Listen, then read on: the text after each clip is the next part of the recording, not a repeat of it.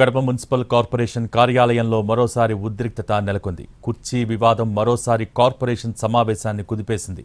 మేయర్కు మాత్రమే పోడియంపై కుర్చీ వేశారు. ఎమ్మెల్యే మాధవిరెడ్డికి వేయలేదు. భారీగా తన కార్యకర్తలతో ర్యాలీగా కార్పొరేషన్ ఆఫీస్కు చేరుకున్న ఎమ్మెల్యే మాధవిరెడ్డి నిలబడి నిరసన తెలియజేశారు. మైక్ తీసుకుని మాట్లాడటానికి ప్రయత్నించారు. ఆమెను వైసీపీ కార్పొరేటర్లు అడ్డుకున్నారు. ఎమ్మెల్యే తీరుకు నిరసనగా పోడియం వద్ద బైఠాయించారు. వైసీపీ టీడీపీ కార్పొరేటర్లు వాగ్వాదానికి దిగారు. ఒకరినొకరు తోసుకున్నారు. దీంతో కార్పొరేషన్ సమావేశంలో ఉద్రిక్తత నెలకొంది. గత సమావేశంలో కూడా కుర్చీ వివాదం తీవ్ర ఉద్రిక్తతకు దారితీసింది. దీంతో ఈసారి భారీ భద్రతా ఏర్పాట్లు చేశారు. 144 సెక్షన్ కూడా విధించారు. అయితే ఎమ్మెల్యే మాధవిరెడ్డి భారీగా టీడీపీ కార్యకర్తలతో కలిసి ర్యాలీగా వచ్చారు. వీరిని పోలీసులు అడ్డుకున్నారు. ఇరు వర్గాల నిరసనలతో కడప కార్పొరేషన్ సమావేశంలో హైటెన్షన్ నెలకొంది. మేయర్ తీరుపై మండిపడ్డారు ఎమ్మెల్యే మాధవిరెడ్డి. గత ప్రభుత్వంలో ఎమ్మెల్యే డిప్యూటీ సీఎంకు కుర్చీలు ఎందుకు వేశారని ప్రశ్నించారు మాధవిరెడ్డి.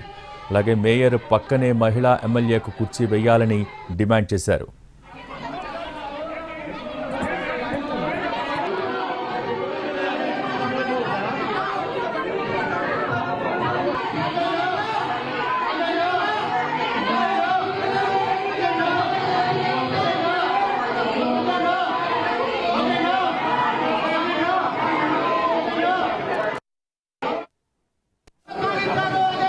మహిళలకు అవమానం జరగట్లేదా?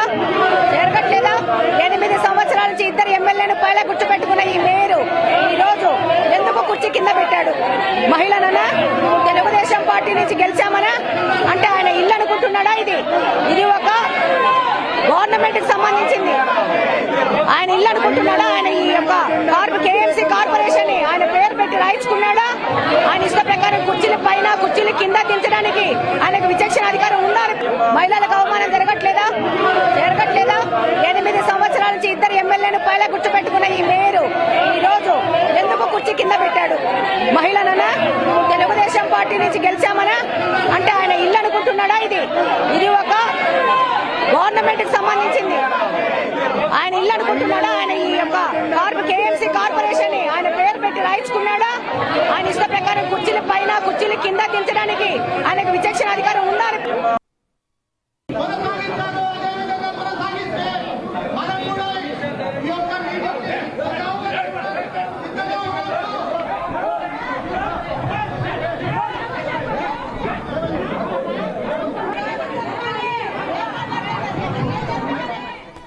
కడప మున్సిపల్ కార్పొరేషన్ కార్యాలయంలో మరోసారి ఉద్రిక్తత నెలకొంది.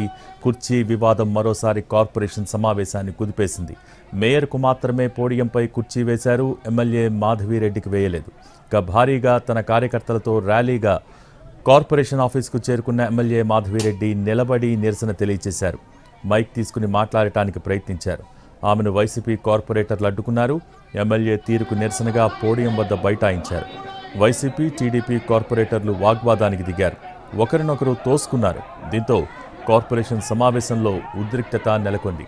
గత సమావేశంలో కూడా కుర్చీ వివాదం తీవ్ర ఉద్రిక్తతకు దారితీసింది. దీంతో ఈసారి భారీ భద్రతా ఏర్పాట్లు కూడా చేశారు. 144 సెక్షన్ విధించారు. అయితే ఎమ్మెల్యే మాధవి భారీగా టీడీపీ కార్యకర్తలతో కలిసి ర్యాలీగా వచ్చారు. వీరిని పోలీసులు అడ్డుకున్నారు. ఇరు వర్గాల నిరసనలతో కడప కార్పొరేషన్ సమావేశంలో హైటెన్షన్ నెలకొంది. మేయర్ తీరుపై మండిపడ్డారు ఎమ్మెల్యే మాధవిరెడ్డి. గత ప్రభుత్వంలో ఎమ్మెల్యే అలాగే డిప్యూటీ సీఎంకు కుర్చీలు ఎందుకు వేశారని ఆమె ప్రశ్నించారు. మేయర్ పక్కనే మహిళా ఎమ్మెల్యేకు కుర్చీ వేయాలని కూడా డిమాండ్ చేశారు.